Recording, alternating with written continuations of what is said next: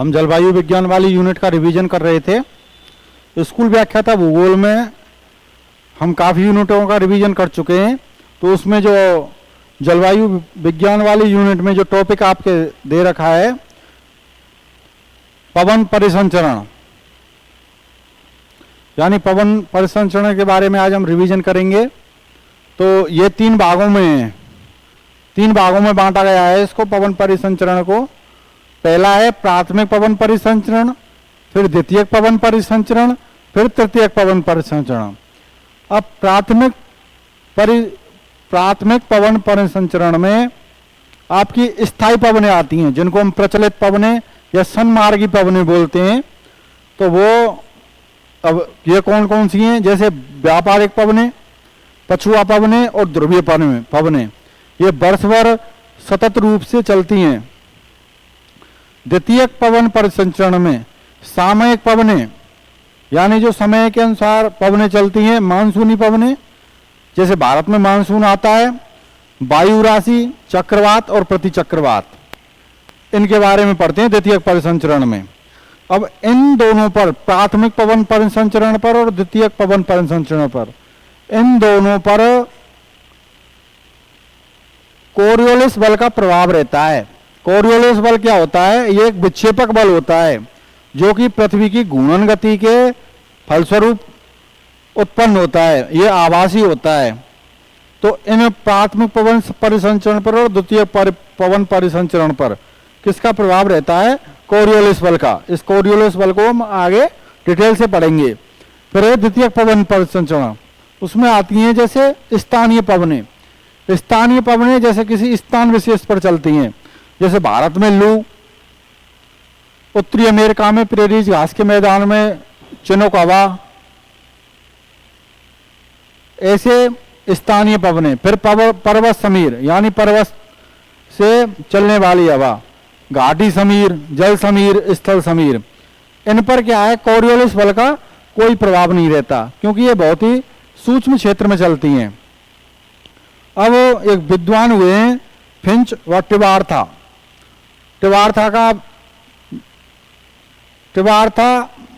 और फिंच, इन्होंने क्या कहा है कि पवन प्रकृति का वह रूप है जो कि वायु दाब को समान बनाए रखता है, अथवा निम्न व उच्च अक्षांशों में विकिरण को भिन्नता होने पर भी तापक्रम में समानता बनाए रखने का कार्य करता है। यानी फिंच व टिवार्था का कहने का मतलब यह है कि पवन क्या है, मतलब पवन क्या है, जैसे विषुवत रेखा पर अधिक तापमान होता है और ध्रुवीय क्षेत्रों पर न्यून तापमान होता है, किंतु पवन क्या है, इसमें अपना 75% योगदान देते हैं तापमान को संतुलन बनाए रखने में। तो पवन प्रकृति का वह रूप है जो कि वायु दाब को समान बनाए रखता है, अथवा निम्न व उच्च अक्षांशों में विकिरण की भिन्नता होने पर भी तापक्रम में समानता बनाए रखने का कार्य करती है। अब है पवन की दिशा व गति को प्रभावित करने वाले कारक, यानी पवन जिधर जाती है दिशा और उसकी गति यानी स्पीड को प्रभावित करने वाले कारक। पहला है वायुदाब प्रवणता।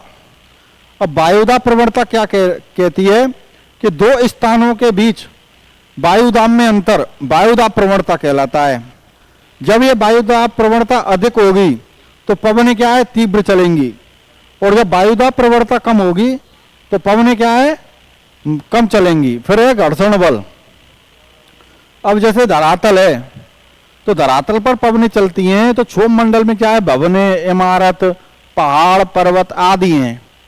तो जब पवनें चलती हैं तो क्या है? घर्षण बल उत्पन्न होता है इनसे, उच्चावचों से। तो ये घर्षण बल क्या है? 3 किलोमीटर पर इसका प्रभाव कम हो जाता है घर्षण बल का, और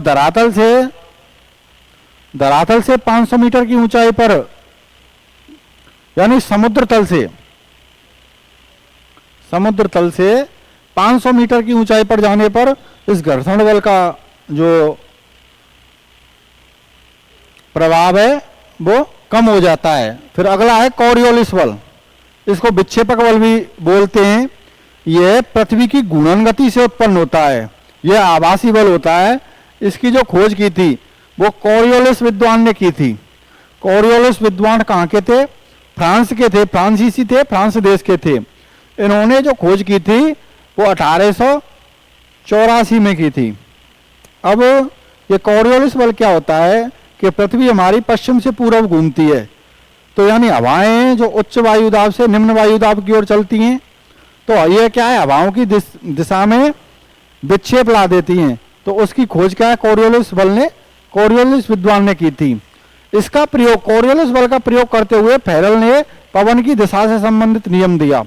अब फेरल का नियम क्या कहता है, यह पवन की दिशा से संबंधित है, यानी जिधर पवन जा रही है उससे संबंधित है। यानी उत्तरी गोलार्ध में तो दाईं ओर मुड़ जाएंगी। दाएं को हिंदी में दायां कहते हैं, तो अंग्रेजी में कहेंगे राइट। और बायां ये दक्षिणी गोलार्ध में बाएं मुड़ जाती हैं। कैसे मुड़ जाती हैं, यानी लेफ्ट हो जाती हैं। यानी फेरल का नियम क्या कहता है कि जिधर से पवन प्रभावित हो रही है, जिधर पवन प्रभावित हो रही है उधर यदि मुंह करके खड़ा जाए, मुंह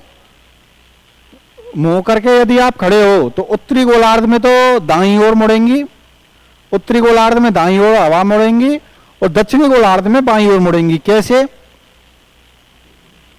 कि ये आपका भूमध्य रेखा, अब ये पवनें इधर से आ रही हैं और इधर ही आपका क्या है, मुंह है, इधर ही आपका क्या है, मुंह है। तो उत्तरी गोलार्ध में दाईं ओर मुड़ेंगी इधर।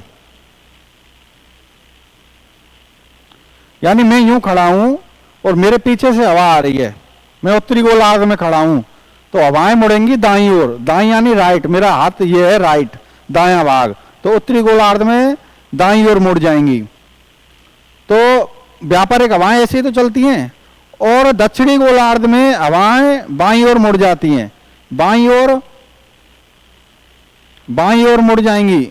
यानी हवा इधर से आ रही है, जब हवा इधर से आ रही है तो मुंह भी इधर होगा। अब मुंह इधर होगा तो हवाएं कैसी मुड़ेंगी दक्षिणी गोलार्ध में, भूमध्य रेखा से नीचे वाला भाग दक्षिणी गोलार्ध, यानी ये बाईं ओर मुड़ जाएंगी। बाईं यानी लेफ्ट, तो मेरा अब लेफ्ट हाथ ये रहा, तो लिए इधर हो जाएंगी। तो व्यापारिक हवाएं दक्षिणी गोलार्ध में ऐसे ही चलती हैं। तो ये था फेरल का नियम। फिर है बायज वेलेट का नियम, ये वायुदाब से संबंधित है।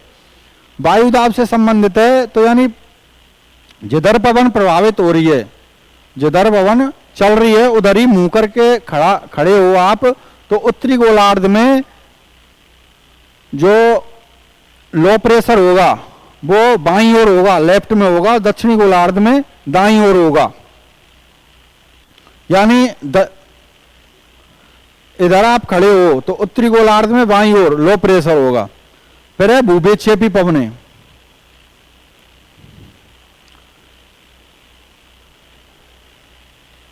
भूविक्षेपी पवनें या जियोस्ट्रोपिक पवनें, ऊंचाई जहां घर्षण बल समाप्त हो जाता है, यानी जहां घर्षण बल समाप्त हो जाता है वहां भूविक्षेपी पवनें चलती हैं। यानी धरातल से लगभग 3 किलोमीटर की ऊंचाई के ऊपर चलती हैं। वायुदाब प्रवणता व कोरियोलिस बल में संतुलन स्थापित होकर पवनें समदाब रेखाओं के समानांतर चलने लगती हैं। अब समदाब रेखा क्या होती है कि धरातल या मानचित्र पर समान दाब वाले स्थानों को मिलाने वाली जो रेखा होती है वो समदाब रेखा कहलाती है। यह समानांतर चलने लगती है जब यानी वायुदाब प्रवणता और कोरियोलिस बल में संतुलन स्थापित हो जाता है, तब यह पवनें चलती हैं।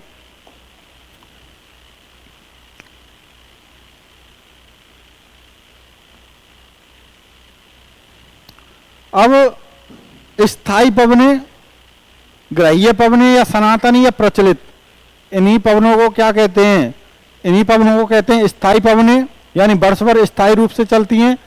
ग्राह्य पवनें यानी पृथ्वी एक विशाल ग्रह है तो पूरे ग्रह पर चलती हैं ये। सनातनी पवनें और प्रचलित पवनें।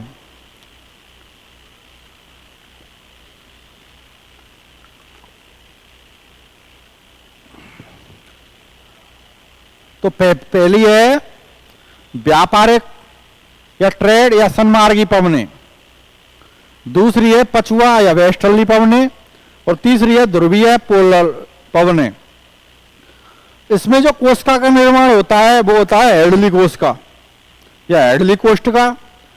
इनसे जो इन पवनों से जो निर्माण होता है फेरल कोशिका का, और यहां जो निर्माण होता है वो होता है पोलर कोष्ठका। अब ये कैसे होता है,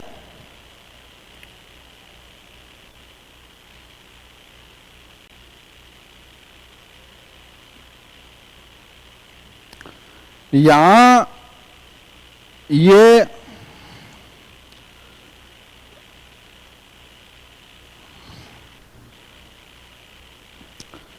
जो हिस्सा है ये आपका धरातल है। ये जो हिस्सा है यहां लो प्रेशर है, तो लो प्रेशर है यानी ये भूमध्य रेखा है।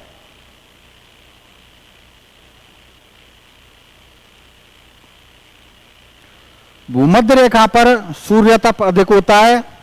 जब सूर्य तप अधिक होता है तो यहां से क्या है, समन्वय धाराएं चलती हैं ऊर्ध्वाधर रूप में, उत्थान होता है हवाओं का। और ये क्या है, ये है उपोष्ण क्षेत्र 30 से 35 डिग्री वाला। यहां क्या है, हाई प्रेशर है। अब धरातल पर क्या है, हवा चलती है हाई प्रेशर से लो प्रेशर की ओर। तो हाई प्रेशर से लो प्रेशर की ओर हवा चलती है। यह विषुवत रेखा यहां समन्वय धाराओं के रूप में चलती है। तो ऊपर क्या है, उच्च दाब हो जाता है, फिर ये ऊपर यहां लो प्रेशर हो जाता है। तो हवाएं फिर क्या चलेंगी, हाई प्रेशर से लो प्रेशर की ओर। ये ऊपरी वायुमंडल में होता है। अब यहां क्या है, हवाओं का क्या होगा, अवतलन होगा। यहां ऊपरी वायुमंडल से हवाओं का क्या है, अवतलन होगा। ये अवतलन होगा। तो ये क्या है, जो ये बनी है, ये बनी है एक कोशिका। क्या बनी है, कोशिका। इसको ही हम बोलते हैं सेल, इसको ही बोल देते हैं हम कोष्ठ।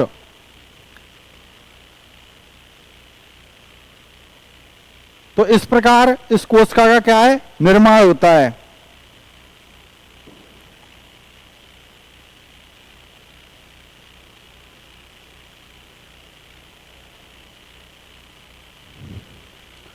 ये व्यापारिक पवने या ट्रेंड पवने या सन्मार्गी पवने बोलते हैं इनको। इनसे हेडली कोशिका का निर्माण होता है। फिर पछुआ या वेस्टर्ली पवने, इनसे फेरल कोशिका का निर्माण होता है। फिर ध्रुवीय या पोलर पवने।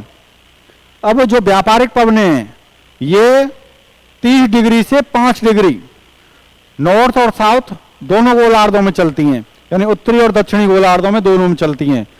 उष्ण कटिबंधीय चक्रवात इन्हीं पवनों के साथ गति करते हैं। यानी उष्ण कटिबंधीय जो चक्रवात हैं वो इन्हीं पवनों के साथ क्या है, गति करते हैं। ये महाद्वीपों के पूर्वी भागों पर अधिक वर्षा करती हैं। कैसे करती हैं कि जैसे ये दक्षिण अमेरिका है,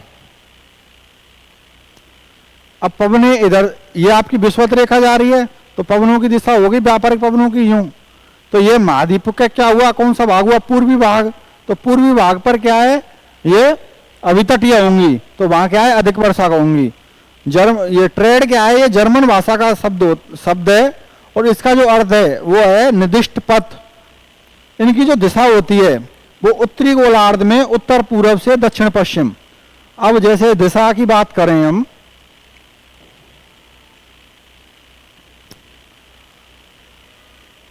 जैसे ये आपकी भूमध्य रेखा 0 डिग्री। अब व्यापारिक पवनों की जो दिशा होती है वो उत्तरी गोलार्ध में तो होती है उत्तर पूर्व से दक्षिण पश्चिम। तो इस वाला ये उत्तर वाला पार्ट और ये पूरब वाला पार्ट, तो ये उत्तर पूर्व से नीचे कहां जाएंगी, दक्षिण पश्चिम।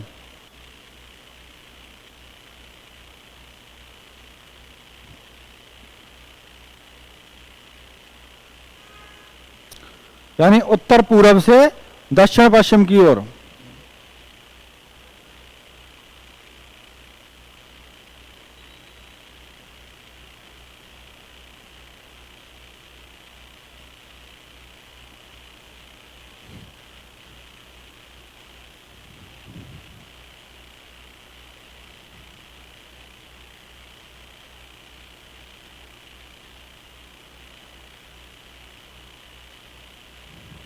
जो व्यापारिक हवाएं हैं वो उत्तरी गोलार्ध में उत्तर पूर्व से दक्षिण पश्चिम की ओर और दक्षिणी गोलार्ध में दक्षिण पूर्व से उत्तर पश्चिम की ओर। फिर है आपका पछुआ पवने। पछुआ पवने, इनको वेस्टर्ली पवने भी कहते हैं। और यहाँ जो कोशिका का निर्माण होता है वो होता है फेरल कोशिका का। ये 35 डिग्री से 60 डिग्री नॉर्थ और साउथ दोनों में चलती हैं। इनके सहारे शीतोष्ण कटिबंधीय चक्रवात इन पवनों के साथ गति करते हैं। यह महाद्वीपीय के पश्चिमी भाग पर वर्षा कराती हैं। इनकी जो दिशा होती है वो उत्तरी गोलार्ध में दक्षिण पश्चिम से उत्तर पूर्व और दक्षिणी गोलार्ध में उत्तर पश्चिम से दक्षिण पूर्व होती है। इनका दक्षिण में अधिक विस्तार होने के कारण, यानी दक्षिणी गोलार्ध में जलीय भाग का अधिक विस्तार होने के कारण ये क्या है, 40 डिग्री अक्षांश पर गरजता 40, 50 डिग्री अक्षांश पर भयंकर या कुद्र 50 और 60 डिग्री अक्षांश पर चीकता 60 के नाम से जानी जाती हैं। फिर है ध्रुवीय या पोलर पवने। ये 85 से 65 डिग्री अक्षांशों पर चलती हैं, नॉर्थ और साउथ दोनों पर। इनकी दिशा होती है वो उत्तरी गोलार्ध में उत्तर पूर्व से दक्षिण पश्चिम होती है और दक्षिणी गोलार्ध में दक्षिण पूर्व से उत्तर पश्चिम। यहाँ कोरियोलिस बल का प्रभाव सर्वाधिक होता है। ये क्या है, कोरियोलिस बल के प्रभाव के कारण अधिक स्थायी हो जाती हैं और इनकी दिशा क्या है, ऐसे हो जाती है बिल्कुल। तो इनको क्या है, ध्रुवीय पूर्वी पवने कहते हैं। यानी दिशा का नामकरण कैसे होगा, जिधर से दिशा आ रही है तो ये क्या पूर्व दिशा की ओर से आती है, तो इनको क्या है, ध्रुवीय पूर्वी पवने कहते हैं।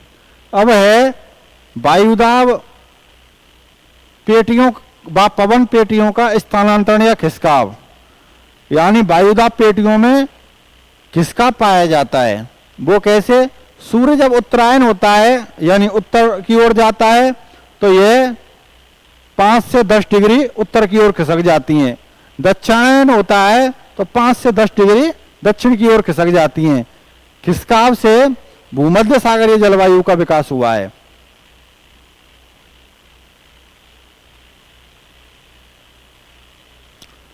यानी इसके खिसकाव से भूमध्य सागरीय जलवायु का विकास हुआ है। भूमध्य सागरीय जलवायु CS, भूमध्य सागरीय जलवायु का विकास विश्व में पूरे में एकमात्र जलवायु जिसका वायुदाब पेटियों के खिसकने से, उत्तरायण व दक्षिणायन होने से इस जलवायु का विकास हुआ है।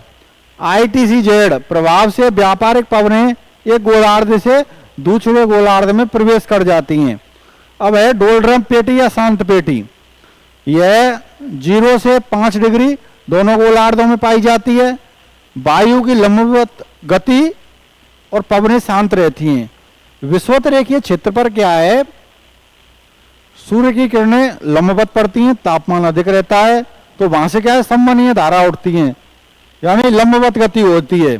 तो नीचे का जो धरातल का वायुमंडल है, वो धरातल का जो मौसम है वो बिल्कुल शांत रहता है।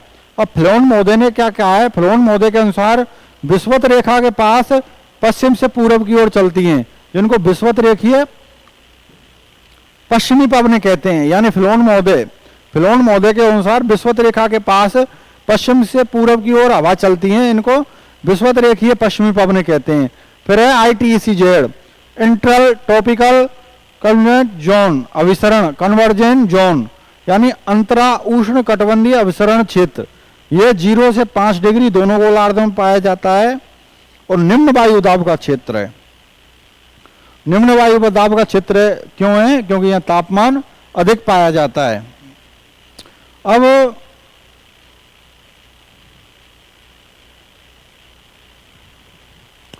जो ये हवाएं दे रखी हैं, पेटियां दे रखी हैं, इनको क्या है, इन हवाओं को हम देख लेते हैं। तो सबसे पहले भूमध्य रेखा बनाओ। ये ऐसा मानचित्र आप कंप्यूटर से निकलवा लें और बार बार मानचित्रों पर मैपिंग करने का प्रयास करें। यह मानचित्र हमारे टेलीग्राम चैनल पर भी है, आप वहां से इसको निकलवा सकते हैं, प्रिंट करवा सकते हैं। तो इसको बोलेंगे हम भूमध्य रेखा।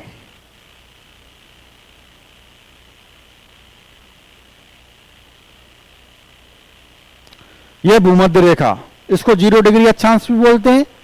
अब भूमध्य रेखा को भूमध्य रेखा को क्यों कहते हैं? भू यानी पृथ्वी और मध्य यानी बीचों बीच, तो जो पृथ्वी के बीचों बीच से गुजरती है उसको हम भूमध्य रेखा कहते हैं। यह पृथ्वी को 2 बराबर भागों में बांट देती है। अब उत्तर वाला पार्ट उत्तरी गोलार्ध और दक्षिण वाला पार्ट दक्षिणी गोलार्ध।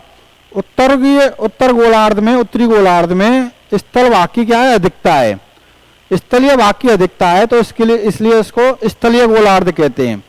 और इसमें क्या है? जलीय भाग की अधिकता है, तो इसको क्या बोलते हैं हम? जलीय गोलार्ध बोलते हैं। अब 30 डिग्री नॉर्थ खींचो, 30 डिग्री नॉर्थ और 30 डिग्री साउथ खींचो।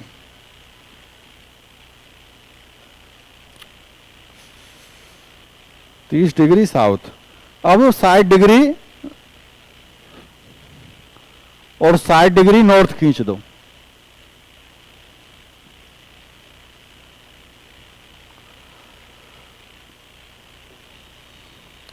ये भूमध्य रेखा आपकी, ये 30 डिग्री अक्षांश, ये 60 डिग्री और ये आपका 90 डिग्री। तो यहां जो पवनें चलेंगी, अब काफी विद्यार्थी का है जब मैपिंग करते हैं, मानचित्र पर रेखाओं को खींचते हैं, तो कैसे खींचते हैं? इसको यूं खींचेंगे फिर यूं लगाएंगे इस पर, जबकि इधर से रेखा आ रही, इधर से हवाएं आ रही हैं, इनको ऐसे ही खींच के और इधर लगाना है जिससे याद रहे। ये क्या है? हमारी व्यापारिक हवाओं की पेटी है, यहां चलती हैं, ये व्यापारिक हवाएं चलती हैं।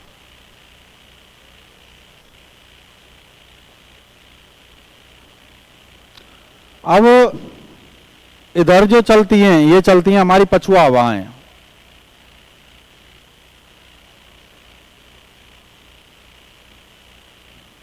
और फिर यूं चलती हैं, ये चलती हैं आपकी ध्रुवीय पवनें।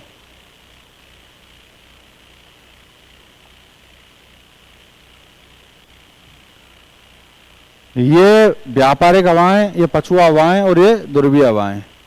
ऐसे ही दक्षिणी गोलार्ध में चलेंगी व्यापारिक हवाएं।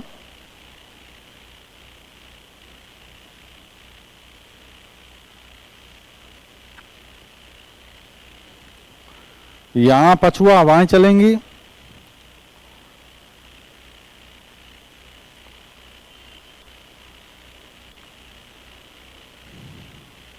और फिर यहां ध्रुवीय हवाएं चलेंगी। हवाएं या पवनें?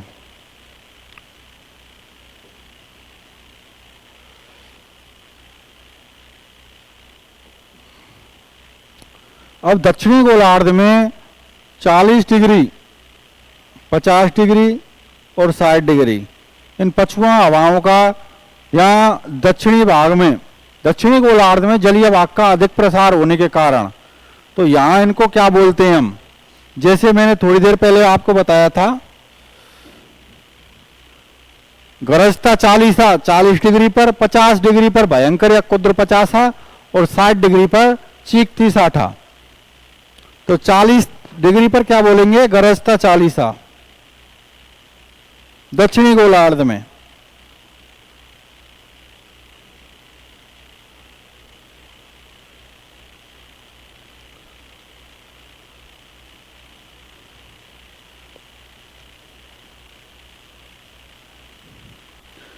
पचास डिग्री को बोलेंगे कुद्र 50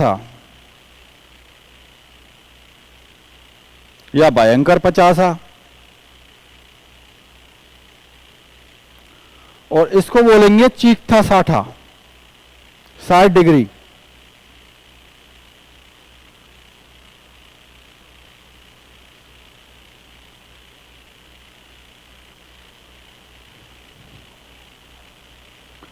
तो ये यानी हमने हवाओं को देखा था मानचित्र पर, कौन सी हवाएं हैं। ऐसे मानचित्र आप बना सकते हैं और हमारे टेलीग्राम चैनल पर भी पड़े हुए हैं ऐसे मानचित्र।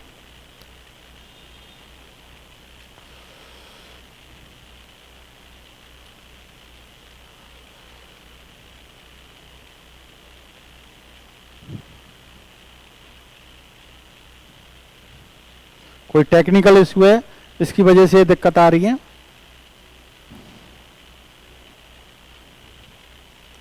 तो ये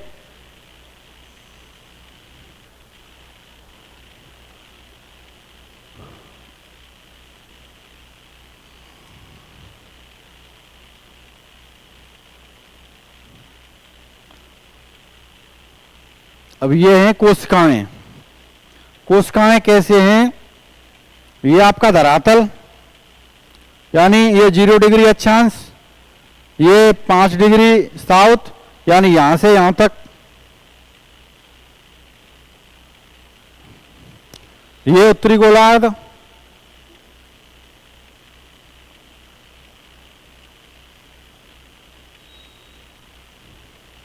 यानी कोशिका, या सेल या कोष्ठ।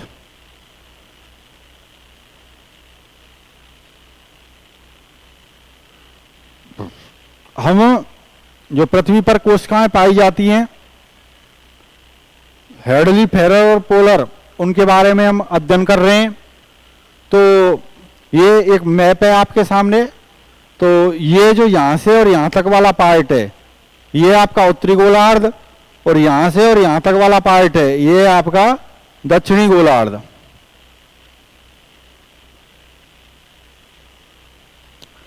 ये आपका भूमध्य रेखा 0 डिग्री अक्षांश। अब 5 डिग्री से जो 30 डिग्री तक जो कोशिका है वो है आपकी हेडली कोशिका। फिर 35 से 60 तक है फेरल कोशिका, और 65 से 90 तक है ये है आपकी ध्रुवीय कोशिका।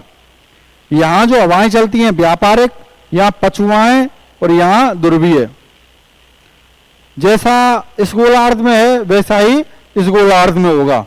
ये भूमध्य रेखा, भूमध्य रेखा से 30 डिग्री तक हेडली सेल, फिर फेरल सेल, और फिर ध्रुवीय कोशिका।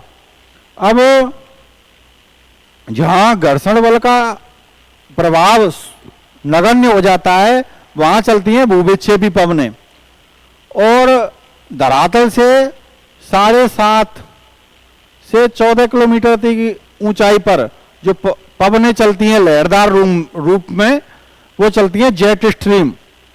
तो ये आपका पवन परिसंचरण था। इसको आप बार बार पढ़ते रहें और अध्ययन करते रहें।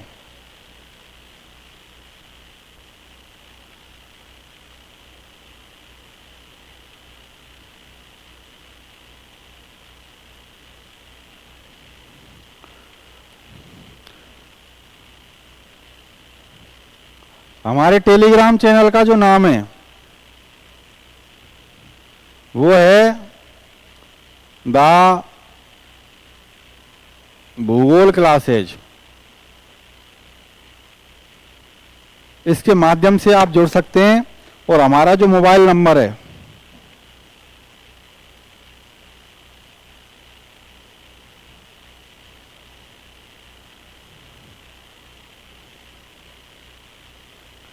इस पर आप कोई भी अपना सुझाव दे सकते हैं हमको। 63 75 21 85 49 6375218549 ये हमारा मोबाइल नंबर है। इसके माध्यम से आप हमें कोई भी सुझाव दे सकते हैं और हमसे जुड़ सकते हैं। धन्यवाद।